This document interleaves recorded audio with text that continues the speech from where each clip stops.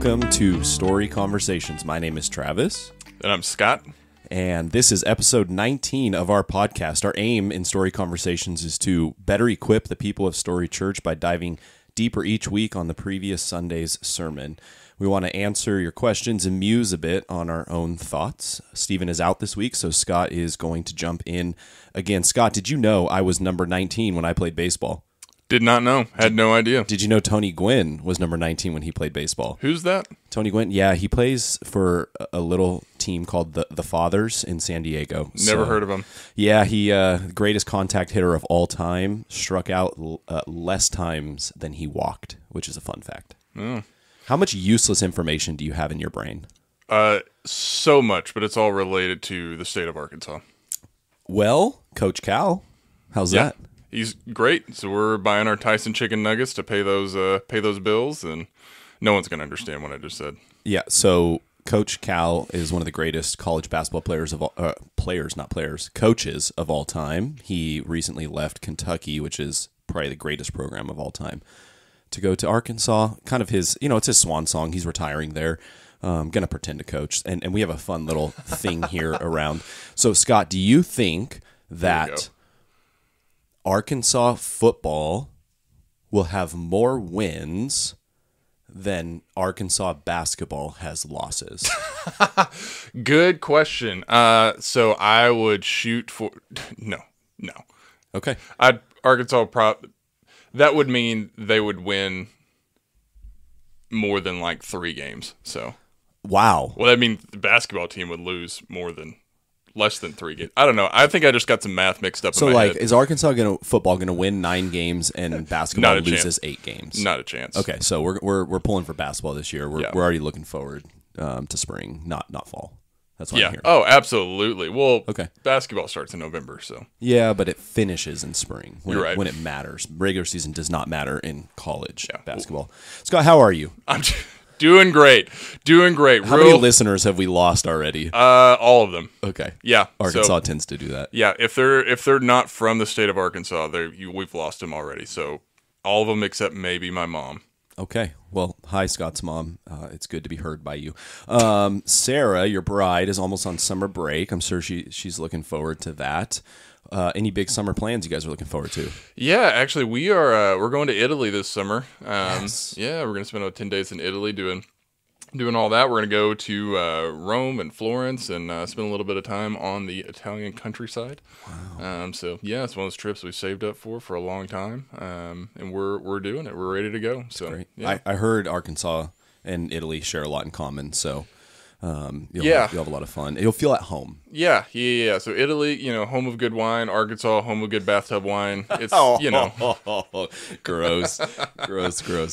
Yeah. How about you guys? How you doing? We're great. We do our vacations spring and fall, so we avoid the summer crowds, and we're in our last little 2 weeks of school. We got a few weeks left of homeschooling, but the last couple weeks of in-class school, and then we'll be on summer break as well. Looking forward to that.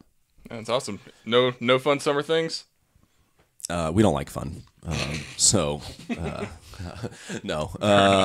We do stuff here and there, hikes and beach days and pool days and all those kind of things. We don't travel in the summer. We try not to do that, I should say. So. Yeah. Well, hey, let's go ahead and jump in to the questions. So we are in a sermon series called Embark. It's part 2 of Embark, where in the fall we talked about spiritual disciplines and what it looks like for us individually, maybe you can say privately, though together, pursue the Lord.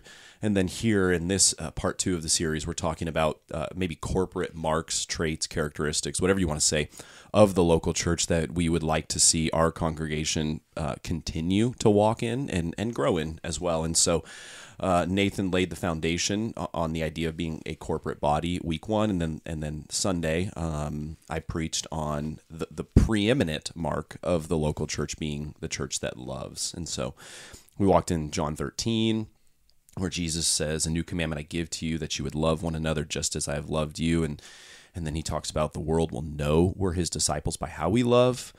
So just laying down the foundation that love is the great command, the new command, the powerful command that we're to walk in. And then I jumped over to 1 Corinthians 13, which we traditionally hear at weddings, but it's in the context of a local church and all their junk and all their trying attempts to pursue Jesus together. And Paul says in that passage that love is kind of the hinge that the local church swivels on, I guess, to mix metaphors there. And he gives some traits. Love is patient, kind. Love is not envious. It does not boast, so on and so forth. And so we got some questions on that. First question out of the gates. It's 3 or 4 questions in one, but I'll read it in total, and then we'll kind of break it down as we go because it's a good question. How do we know if we're doing community right in the local church? The sermon mentioned that our love should be sacrificial and inconvenient. What does this look like practically? Is showing up to home group and being available to meet the needs of others enough? Should we be giving up activities to invite people into our homes more frequently to grow deeper in community with others? So again, good questions. I broke them down, so let's break them down together. How do we know we're doing community right in the local church, Scott? Yeah, good question. Well, I think first of all, something I really like about this is just the spirit of it. We're all constantly looking around, asking, "Am I doing this right? Mm-hmm. Do I, or how is everyone else doing it? Am I okay?" Yeah. How do we know if we're doing it right in the local church? I think just number one, are you spending time with people? Are you in community? How much time are you spending with people? How much effort are you putting in just getting face-to-face time with others? The question goes on to mention home group, and I think obviously in our church, in our context, that's the big one that we push, and that's that's an awesome way to start. And it's also talking about just being available to have people over in your home and those kind of things. And so the first, I think, marker and measure is how much time are you spending with people, and how much are you even just thinking about people? So much, I think, just in our own culture, especially Southern California, so much individualism, so much thinking about just me. What am I doing? What is my family doing? We don't think about other people at all. And so I think just first off, right out of the gate, my initial thoughts on that are just thinking about how much time are we spending with people? How much time are we spending even just thinking about other people? So yeah, what do you think? No, it's good. One of the ways I like to think about, measuring these types of things, because even the question doing it right assumes there is a right way. Mm-hmm. And there certainly is biblical commands that we need to follow, but there is flexibility within those things. And so at Story Church, like you said, in our context, the way we kind of think about ministries and the way we measure ministries is through our mission statement. We know, live, and share the one true story. We don't talk about that near enough. And so when I think about doing community right, I think about know, live, share. So know, like, am I growing in a deeper understanding of God, of others, and of his word? And are all three of those things coalescing into the growth of myself and the people around me? So if we're doing community right, our knowledge of God should be growing together. Mm-hmm. Our knowledge of his word should be growing together. And then as a byproduct of that, your knowledge of yourself should also be growing together. And so we begin to notice, like I talked about a little bit Sunday, not just all the right or wrong things in ourselves, mm-hmm. because that's the easy thing. All of us are pretty, I shouldn't say that. Many of us are self-aware enough to know the things that are wrong in our lives, our sin tendencies, and we need community to outgrow those things. But also, it's in community where we begin to recognize, how am I gifted? How has God wired me? That's not wrong. That's good and right, and I need to walk in those things. One of the primary reasons I pursued pastoral ministry is because I was in community where mm-hmm. Other men primarily and mentors were around me saying, you have a calling to do this. You have the wiring to do this. You have the mm-hmm. gifting to do this. They were calling out what was right in me. While at that time, there was a heck of a lot wrong with me. So the idea of know and then live. Are we living? Are we doing life together?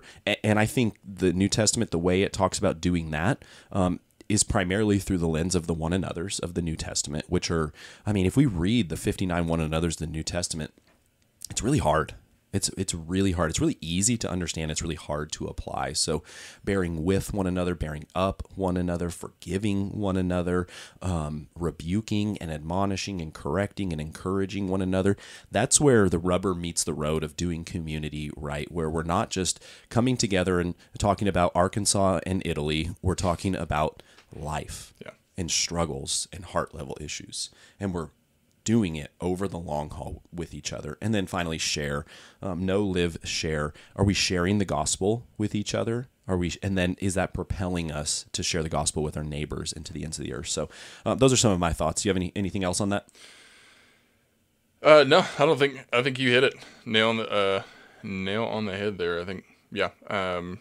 Good job using our mission statement there as well. That was. Try to do that once in a while. Yeah. Awesomely inspired. The second one. The sermon mentioned that we should love in a sacrificial way and willing and be inconvenienced. And what I talked about, maybe to clarify a little bit there, is the willingness to sacrifice and the willingness to be inconvenienced. Because in my own life, my willingness to be inconvenienced is not. I don't have a very high threshold for that. Right.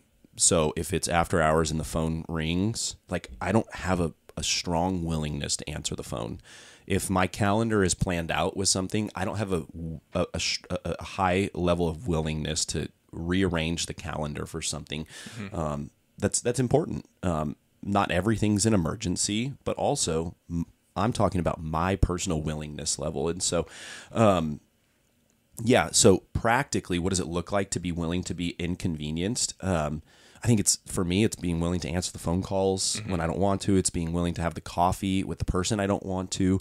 It's being willing to give money to someone in need when things are tight at home. It's opening my home when it's the only night of the week we have off and those types of things. What about you? Yeah, I think the two things that you just said there that I think really resonate are time and money. Yeah. Those are the two things we're most unwilling to give up. We want to spend so much of our own time on ourselves and just doing our own thing. And so much of our money, we want to spend it the way that we just want to spend it and do the things we want to do with it.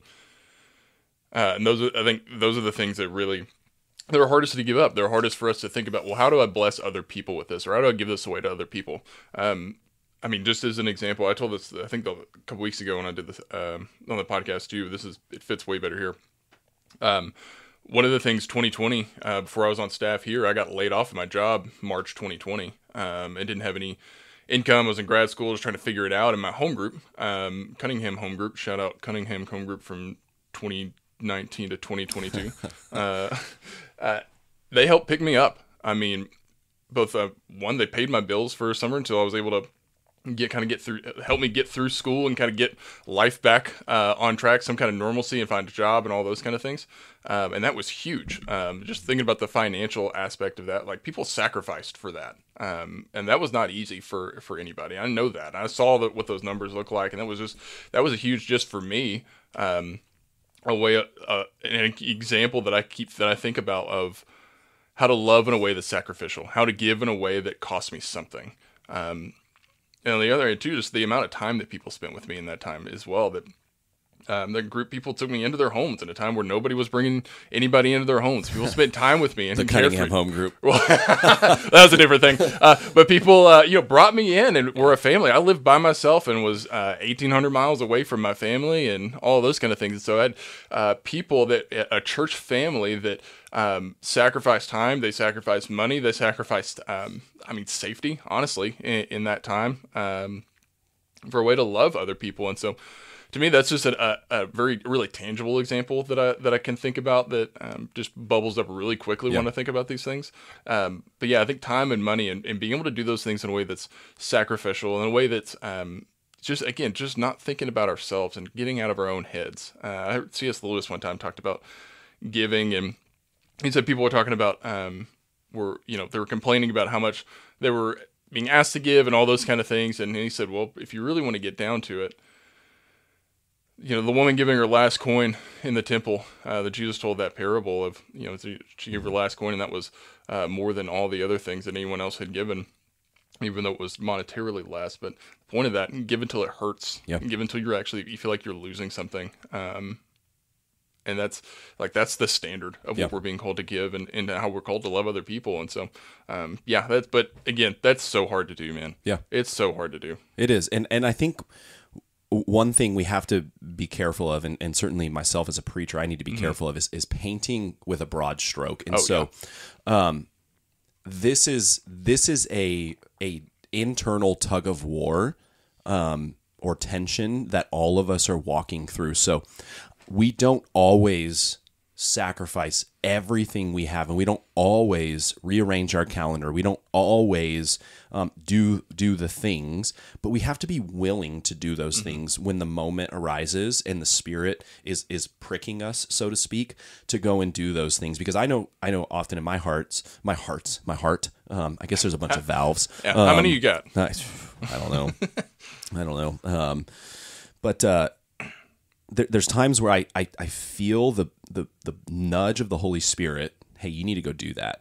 And I can either choose obedience, which leads to joy, or I can choose to ignore it, which I regret every single time later. And I don't even know the outcome of it, but I just know, man, I was disobedient there. And that's not okay. But the fact of the matter remains, it is still a tug of war or a tension we need to walk through. And so it's easy to think about it in my own life like this. So I have my nuclear family, Travis, Katie, Peyton, Owen.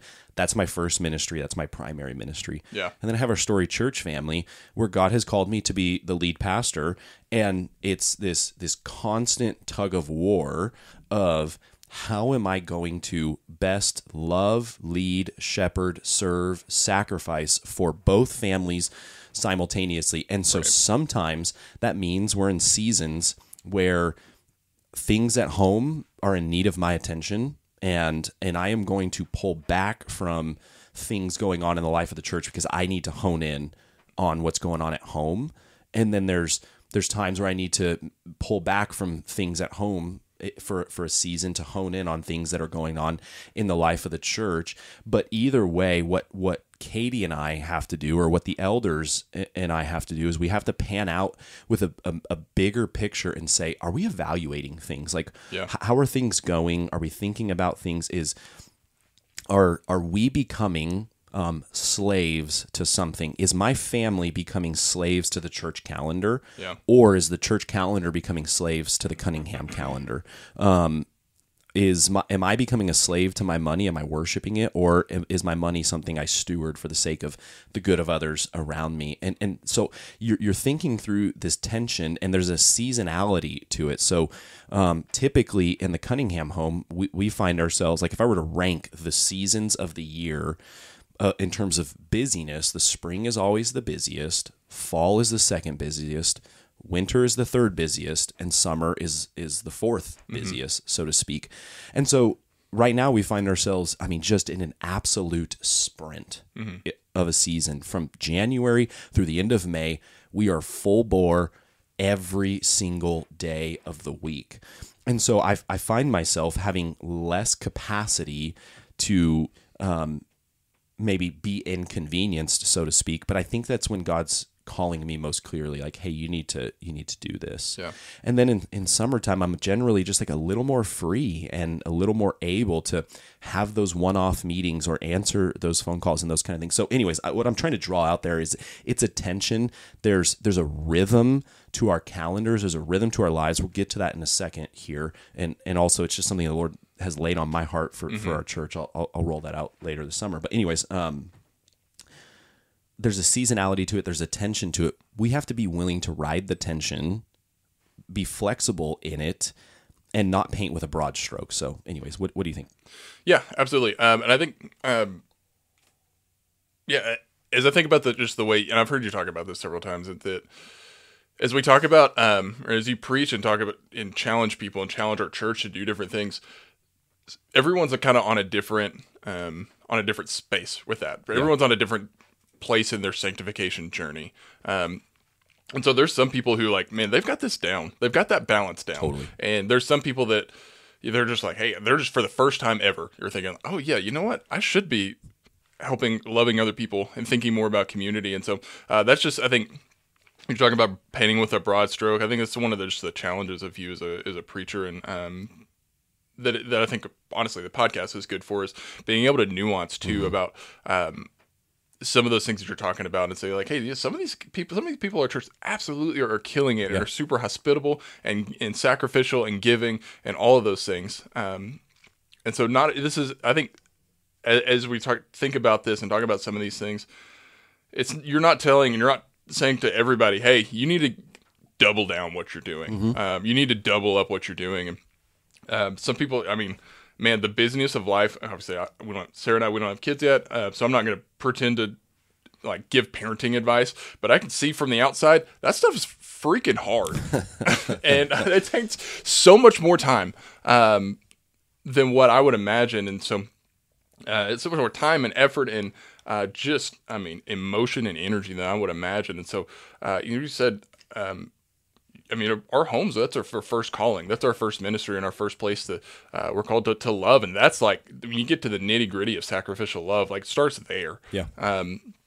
It starts there and kind of building out, building out from that. Yeah. And so, I love what you said about that, but also, man, it's just such a hard thing to think about. Just even thinking about you as a preacher and having to walk both of those lines of like, hey, some of you guys you're killing it with your time and your effort, and some people, we're trying to challenge you to step into this for the first time and trying to build that range. And so I just throw that out there as well, thinking about the spectrum of all that on both sides. And so, I feel like even people asking some of these kinds of questions and like, hey, we're doing all this stuff. Are we doing this right? Yeah. Like, dude, you're killing it. Yeah. Anyway, you're doing great. Yeah. And I had a friend back in Texas. He was about, 20 years older than me. He was nearing the end of his kids being in his home. And he kind of talked about, your capacity based upon your season of life in terms of a funnel.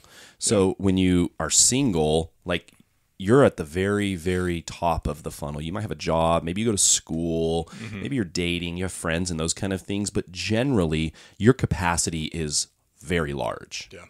And then you get married and it starts to shrink. And then you have your first kid and it starts to shrink. And then as your kids go through life, like Katie and I realized this, we thought, man, we have two infants. We had a 2-year-old and a newborn. Like, how are we ever going to have any capacity ever again? Right. And you're physically exhausted in that season.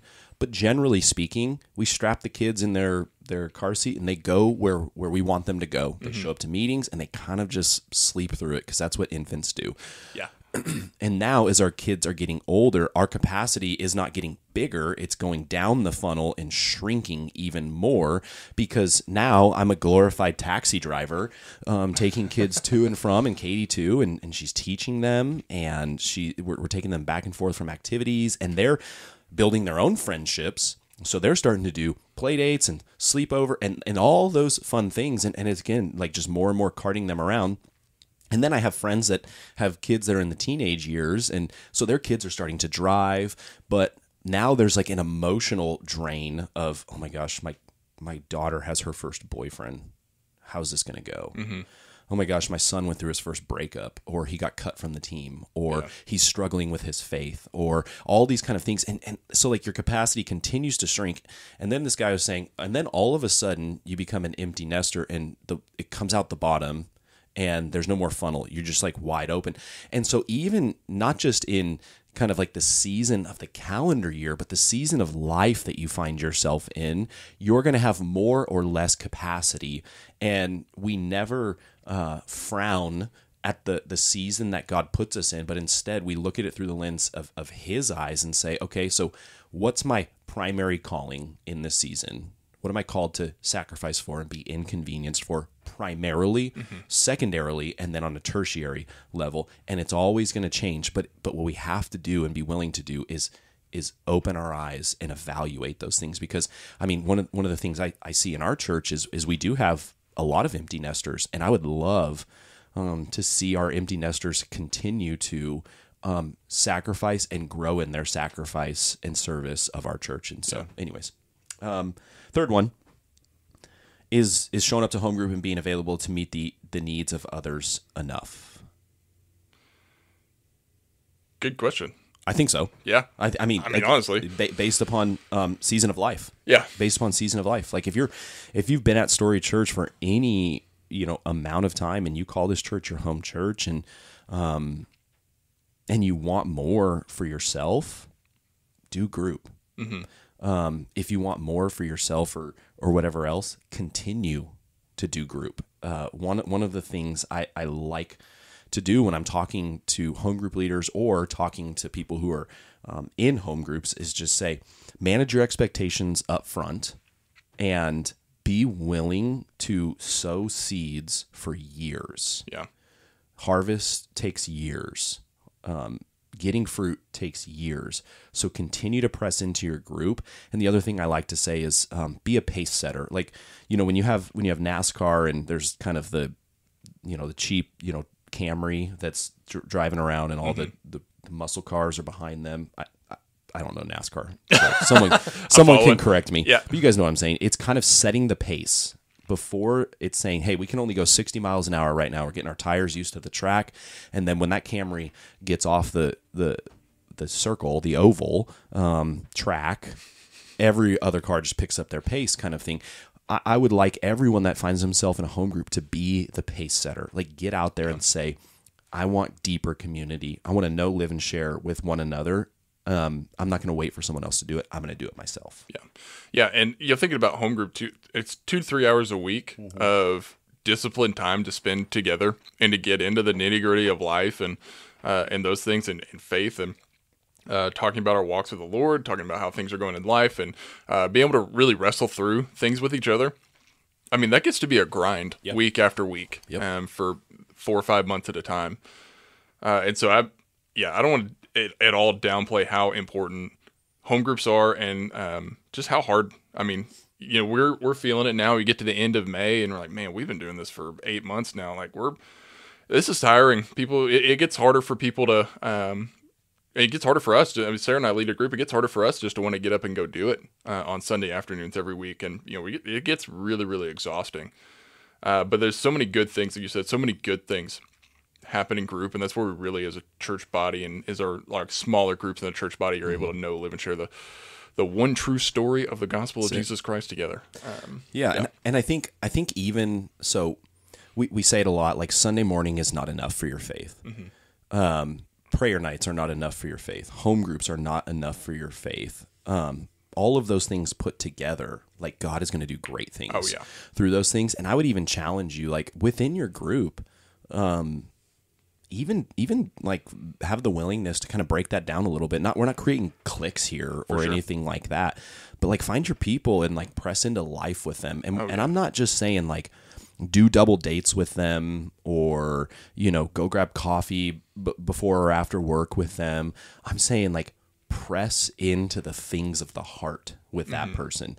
Because on Sunday mornings, you're not going to, generally speaking, you're not going to put your whole life on display for one another.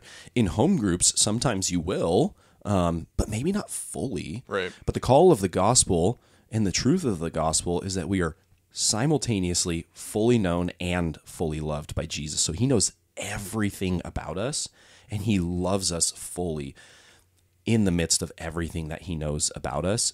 And he's given us one another made in his image, full of his spirit to mimic in a broken way, his full knowledge and full love of us to one another.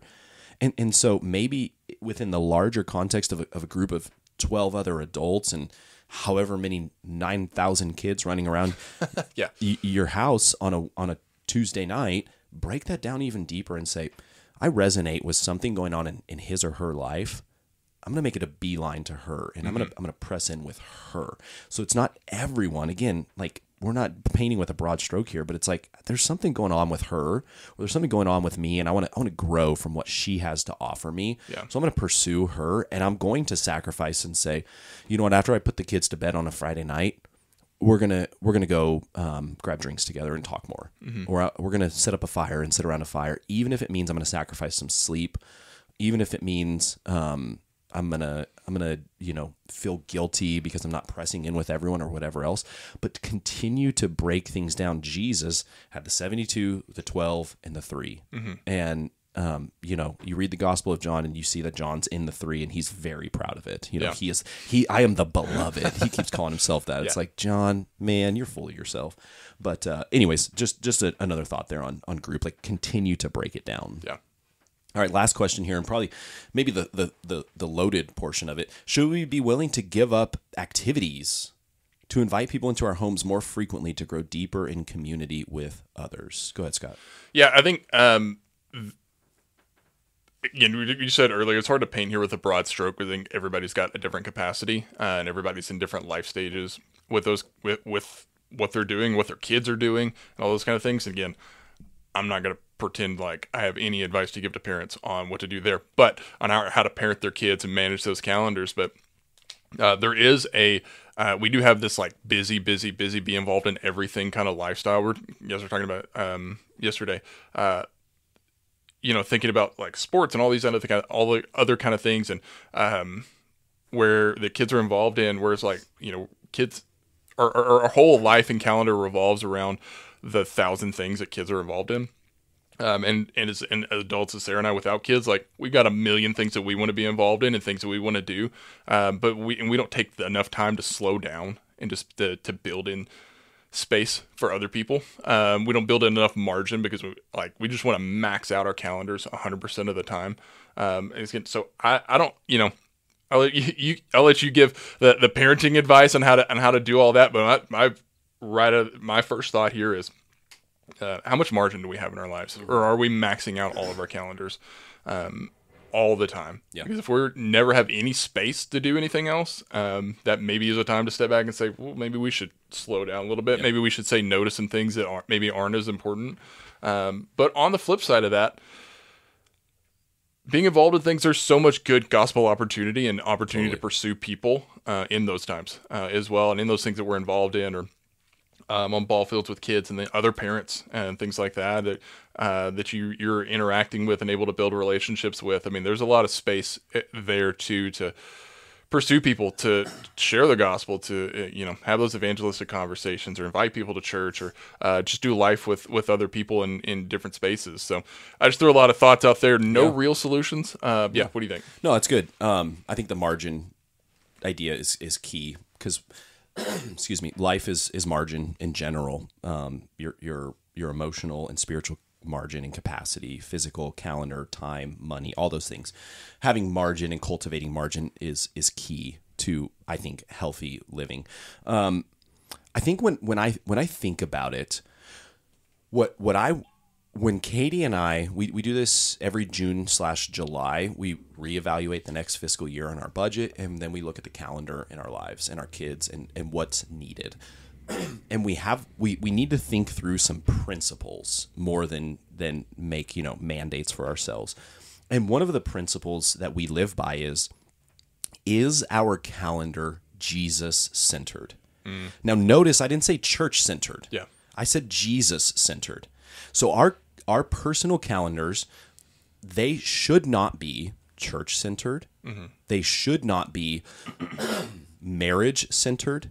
They should not be parenting-centered, family-centered, money-centered, job-centered, hobby-centered, travel-centered, like all of these different things.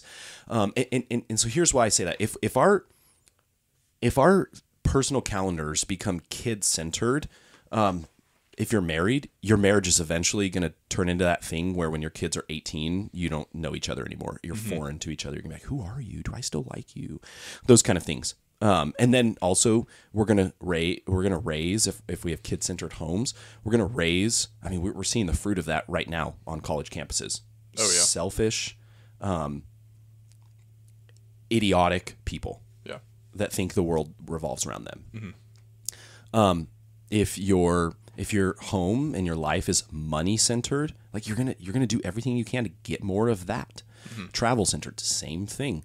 If it's church centered, your life, you can really move quickly to the brink of fundamentalism. Oh yeah, of just like, I'm at the church building 7 nights a week, 8 mornings a week, even though there's only 7 of them, and I'm at everything and I'm doing everything, and you are going to burn yourself out. So we make our lives Jesus centered. And I think it's Jesus who leads us to wisely and prayerfully and biblically find the balance of what our life needs to look like. And that balance is always going to change. And I don't love saying the word balance because it's almost a myth. You almost never have a balance. Sure. But again, it comes back to the seasonality. So we're in a season of life right now, both stage of life and then it being spring, where our kids, in a lot of ways, are dominating our calendars. But in the summer, it's not going to look like that. And in 10 years from now, it's not going to look like that in the Cunningham home. So it's not forever, but we need to be willing to constantly go to the feet of Jesus and say, teach me how to live. Teach me, convict me, grow me, correct me. And so do we need to eliminate activities to make more space? Maybe. Maybe. That would be my advice to one person would be a lot different to another person. If we have built our entire life around Katie, let me say this. Katie and I, when we chose to homeschool, we went through a very long season of like FOMO on our kids' behalf. You know, we both had our prom we went to. We both had the high school sports teams we were on. We both had the various clubs on campus we were members of. And we thought, man, if we choose to homeschool, our kids aren't going to have any of that. Right. Are they going to miss out? And the answer is no, because those things do exist in homeschool spaces. And also, we don't know if we're going to homeschool forever. It's a season. It's a potential season. And so we have to, we can't just think FOMO. My kid's going to miss something and they're going to be underdeveloped. They're not going to have this, that, or the other. And then they're going to resent me later in life because they didn't have those things. God is in charge of your children. Just get at the feet of Jesus and ask, how can I best steward them in this season? I've said it before. I'll say it again. The likelihood of any of our kids becoming world-renowned musicians, very little. Becoming the next creator of technology, very little. Becoming a professional sports athlete, very little. The likelihood of your kids standing before the great white throne of judgment is 100%. And your primary responsibility as a parent is to prepare them for that day, to preach the gospel to them, to teach them and raise them in the fear and the admonition of the Lord, to do the best you can, to pray and pray and pray. We just celebrated Mother's Day. I can't tell you the amount of times I came down in the morning to find my mom at the dining room table praying for myself and my siblings by name out loud. Yeah. What a beautiful work. Yeah. And yeah, there was also seasons where we were told, no, you can't be on the all-star team because we have family things to do. Right. No, you can't be on the club team because we don't miss Sundays. Right. And it's dang, man. But now here I am, 35 years old, and guess what? Travel baseball means nothing to me now. Yeah. Absolutely nothing. Yeah. But yeah, you're right. There's good missional opportunities. So that's a little bit of a rambly answer just around I think we need to think about our lives through the lens of Jesus, not all these other, good callings that God has given us. And then we need to principle ourselves to say, FOMO's not a real thing. Activity creep is a real thing. Yeah. And then we need to create rhythms. Yeah. And again, I'll talk some more about that in the coming months. It's something that the Lord has just really burdened me with on behalf of our church in the past 6-8 months. So yeah. Anything else to add there? Yeah. I think the thing that you kept hitting on there, and I think is where I'm thinking about this, is what we need, what our kids need. Not my kids, I don't have them, but our kids need. One day, baby. One day, all of those things. We need Jesus more than anything. And so, our talking about sports and those kind of things. If kids miss out on being, even if they have the talent, they miss out on being a professional athlete because they got Jesus, it was worth it. Absolutely. If we miss out on some of the cool and fun experiences that we can have, because we got Jesus, it's worth it. We need Jesus more than anything, more than any of that other stuff that we can have, things that we can accomplish. And so you just said to have a Jesus-centered calendar, that being Jesus being the center of all of it, and then everything to us. Yep. That's what it really means. Then everything else, all of our calendar, all of our decisions will flow out of that. And so anyway. Yeah. And I think, I mean, well, what does it profit a man to gain the whole world but lose his soul? Yeah. Nothing. Right. And I think the other thing that you know, for me, that I have to think about a lot is a lot of times we say we're going to continue to get involved in these activities because it's going to get us around non-Christians. I say that all the time. Sure. And it is absolutely true. And I think that is beautiful. And I think that is one of the greatest outputs of having children, because adults don't know how to be friends with each other, and children force us to become friends with other adults. It's a beautiful thing. But what I have to ask myself and really like get a gut punch on is, when's the last time I shared the gospel with a non-Christian? Yeah. If I'm getting in these spaces, if I'm on mission, when's the last time I invited a non-Christian into my home for dinner? Right. If we're going to hide behind those things, if we're going to not necessarily hide, but if we're going to use those as a front to say, well, we're going to get involved in all these activities and we're going to miss church and home group and all those kind of things, but we're going to be on mission. Okay, beautiful. Yeah. When's the last time you preached the gospel to one of those people? Yeah. Like, we have to be willing to ask ourselves those questions. And here's the deal. Like, I think my wife is potentially the best evangelist at this church. And it frustrates me, man. Yeah. Because she's just, I'm just like, man, we're at, Peyton's gymnastics. Like, I just want to watch Peyton do gymnastics, and I watch her float around a room talking to everyone and sharing Jesus with everyone. Yeah. And then she comes back and I'm like, what's on our calendar now, babe? And she's like, well, this, and this. I'm like, oh man.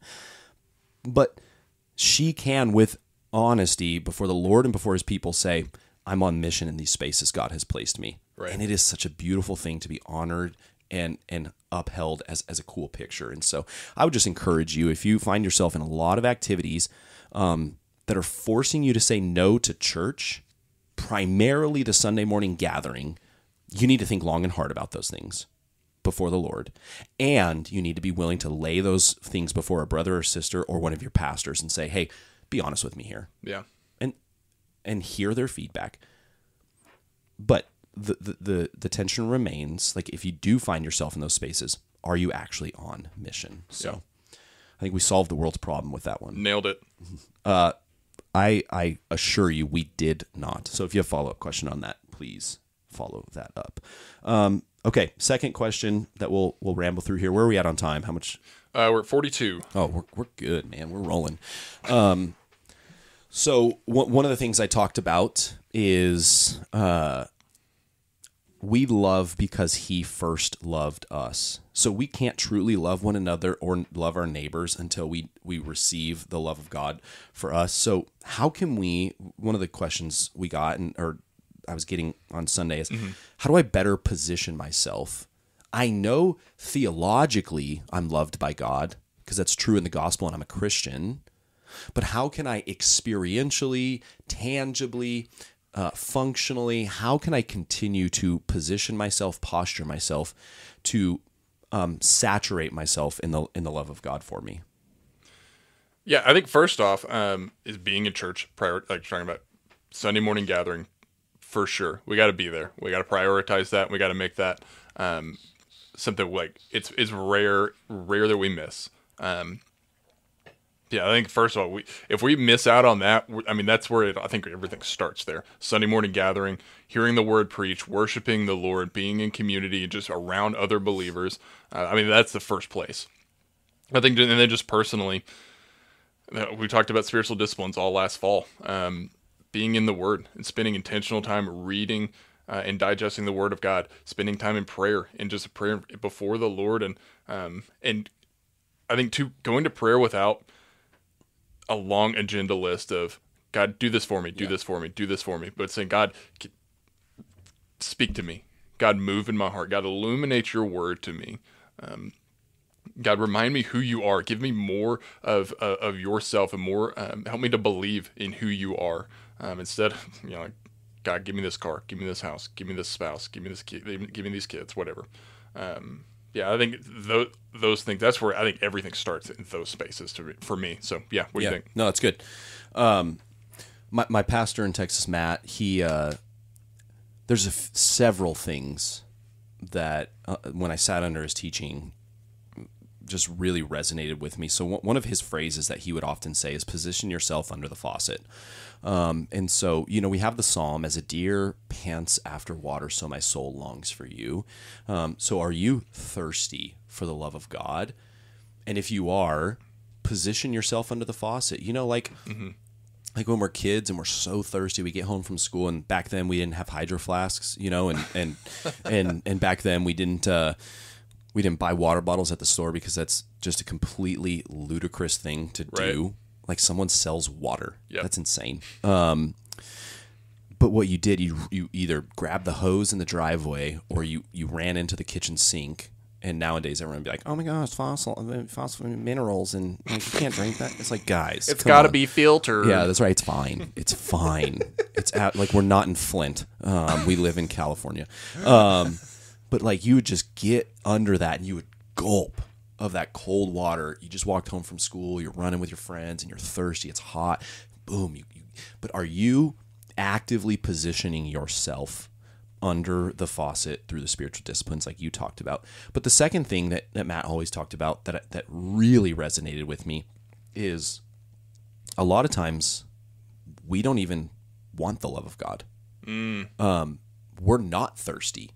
We don't want to be on the faucet because whatever brokenness and sin in our heart is there. And the prayer in that moment for me is, God, give me the desire to desire you. Yeah. I want to want you. The desire underneath the desire. The surface level desire is, I want more of the love of God. I want to understand it. I want to be in it. The desire underneath that is the desire in the first place to desire that, which I understand is kind of like inception level theology, but it's absolutely true. Yeah. We sometimes we're so far off from God that we don't even want his love. And we sit there and say, I don't feel loved by God. It's yeah, you don't want it. So ask him for that love. And then the other thought that was running through my mind is, in seminary, I had a professor, Gary Thomas. He wrote a book called Sacred Pathways. And he talked about there are absolutely primary ways that we experience God and his love through the regular means of grace, the word, prayer, worship, communion, baptism, fellowship, those kind of things. And we're going to always push those things. But also we are uniquely designed by God, and he is big enough and powerful enough to meet all of us in our uniqueness. And so in his book, he says, some people, they write poetry, and that's how they experience God. Some people go on hikes, and it's another way outside of the primary means that we experience God and those kind of things. And he challenged us to walk through these different sacred pathways that we see modeled throughout church history and find out which one helps you. And as I did that, I discovered one thing that really helps me experience the love of God is, God has been gracious to me that he has always allowed me to have a spiritual father. When I came to faith at Water of Life, there was a guy named Shane Carroll that was really close to me and a spiritual father in that season, and he taught me the love of God, and he displayed to me the love of God. I moved to Portland, Oregon for seminary, Mike Fleischman. I moved out to Texas, Matt Chandler. We're back here in California, I have Chris Lewis. And I'm not calling out those names to be these are cool guys, or they're amazing men, and they don't care anything about what I can do for God.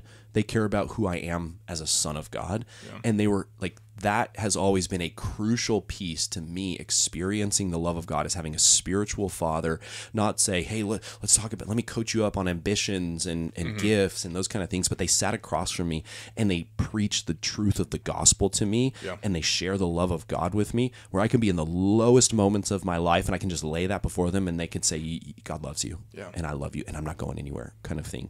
And so find outside of the primary means, absolutely pursue the primary means of grace. Don't abandon the word to go on a hike. Yeah. Don't abandon the word to write poetry. No one reads poetry. That was waiting for that giggle. I actually read a poem the other day called "If" by Rudyard Kipling. It was a very good poem. Nice. I'm trying. You're so cultured. So cultured.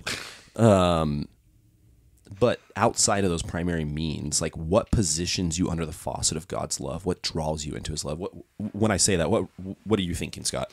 Yeah. One of the things that pushes me is, three things we've been talking about is good community and good people in my life that are just what you're saying, that push me towards and point me towards Christ and say, hey, you're veering off. Your eyes are in the wrong place. Your heart's not aligned with Christ. Your heart's wanting something other than the Lord. And so good people and community that point me into that. But I think one of the other things that I really enjoy is good books that point me to Christ. And so one of them, in particular, Gentle and Lowly, that's what one we give out to new people at our church. We've given out to our church before as well. So get into that. That's a great one.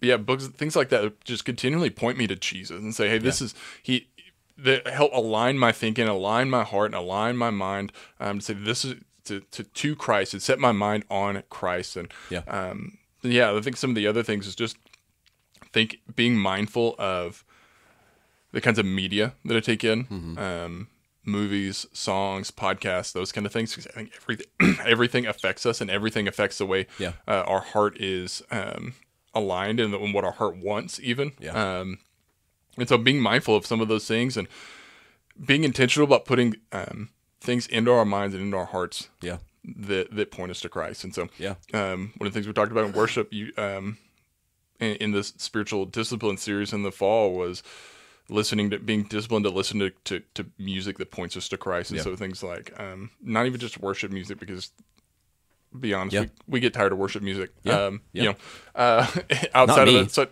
not you, good Pastor Travis, Brother Cunningham. Like there's good music and good Christian artists that aren't doing just straight up worship music. You know what I mean? That'll point us to Christ. Things like King's Kaleidoscope or others that come to mind. But they'll point us to Christ. And so those things that continue to just feed my heart into Christ and point my heart to Christ and sit under that faucet of, it's not, this different than showing up on a Sunday morning. It's different than saying prayers and reading scripture in the mornings, but the supplementary things that really, I think, gets into the nitty gritty of our everyday life, and building those kind of things in, and making sure that, like, hey, we're not letting the world dictate what's in our hearts and our minds. So, I think, we're reformed at Story Church. We believe salvation belongs to the Lord and that he's in charge of everything and he governs everything. He's sovereign over everything. Everything in our life is under his providential care. But I think one of the dangers of maybe over-realized Reformed theology is that it can move into maybe Gnosticism. And what I mean by that is that we look at what we deem spiritual things and say good. And then we look at the things of this earth and we say bad. But that's not how the Bible teaches it. The Bible teaches that the things of this earth came from our God, and he's in charge of those things too. Sin has fractured that for sure. So that's where we need to be wise about how we're using these things and thinking about these things. Like alcohol is an easy example of that. Like alcohol can be something in moderation used to have a good time with your bros, have some laughter, and glorify God because he created it. Or it can be something that we use to numb, escape, and be addicted to. And so alcohol in of itself is a neutral thing that we need to think biblically about and how we're using it. But to be Gnostic and just say bad about everything. Oh, sure. I mean, even think about movies. Like, I in the words of one of our lay elders, Scott Sorensen, he's a film guy. He goes to the cinema. So uppity. But like all the greatest movies of all time that we all resonate with, they have redemptive echoes, like echoes of the redemptive story, like the story of Exodus, of God parting the seas and saving his people and delivering them to the promised land. That's our story in the gospel. And every good story has that. Like one of the movements in movies lately that I hate is looking at, like stories from the villain's scenario and like, his family of all his problems and all those kind of things. It's like, no, we're all looking for the hero. Right. And all good movies have the hero kind of thing. So we look at we must resist the idea of Gnosticism. I had a day with my dudes last Wednesday where like we just had a day together, man, and it was fun and we laughed and I walked away having eaten good food and had some good time with my guys, and I just like was worshiping the Lord, and I felt I felt His love for me through those guys. And the same can be true of all of these other things.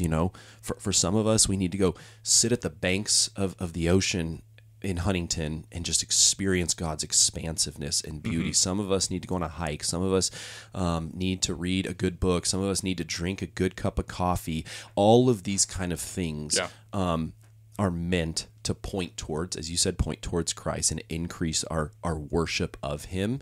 Think wisely about those things. Yeah. Use them to the glory of God. But all these things are things of the earth that He has created to give to us as a gift to steward and enjoy for the sake of His glory and our good. Yeah. Oh, yeah. One of the things I love too, just an example, I love Ernest Hemingway.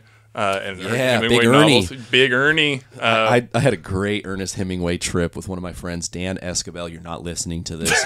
Dan, Emma, my wife, and I went to one of his old haunts down on 30A and just had a day. So anyways, go ahead. Yeah. One of the things I love about reading Hemingway is he constantly comes back to this thing of like, we're all missing something and we're all broken. So many of his stories come back to like, there's a big hole in all of our hearts that, and for him, it was kind of like, well, what do I fill it with? But that every time points it back to like, it points it back to my need for Christ. And like, this is where I'm at without Him. And so just as an example there, like, worship, like really good stories, but also that point to this, like there's this inner need, like we need the Lord.